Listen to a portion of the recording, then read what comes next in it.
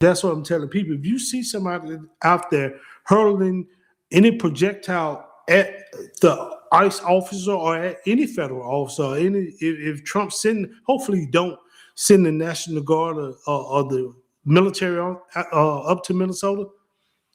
Man, if you see somebody throwing something, man, you need to address that with that person quick. You need to put hands on them or something, because what you finna do is bring the attention to yourselves, to that crowd.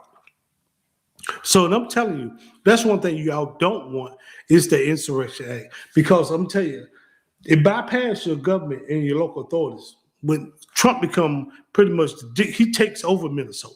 He's sending the National Guard, the Marines, the United States Army, whatever you want to send up there. He deploying them on the streets of Minnesota. Pretty much he bringing martial law to Minnesota. And you see, you know, the National Guard, I always gave the National, as an ex-soldier, we used to get the National, they're soldiers too, don't get it wrong, but we used to call them weekend warriors.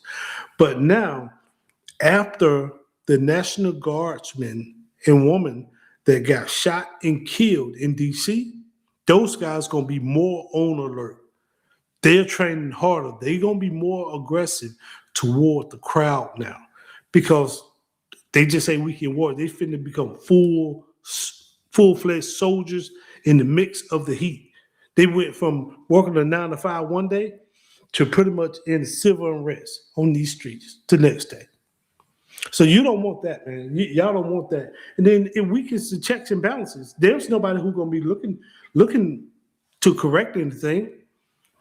You know what I mean? There's nobody gonna be like, oh, he couldn't have done that. He shouldn't have did that. He shouldn't have did that. And one thing about a soldier, man, they're not like your local police officers.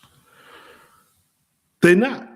As a soldier, when I got orders, my job was to execute those orders. When I signed my name on that line, that dotted line back in the day, 30 years ago,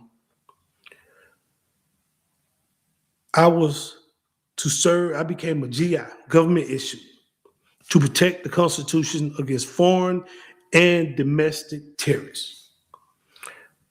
And people think, hey man, well, we protesting our rights. You are, but do it peacefully. But when it becomes violent, that's when the problems start. That's when we get aggressive. That's when if something hit one of them soldiers, they're gonna probably bust your head. Because all we see is orders. All we see is the mission. That's what we train to do. We train for battle. So I'm telling y'all, man, y'all local government is the problem up there.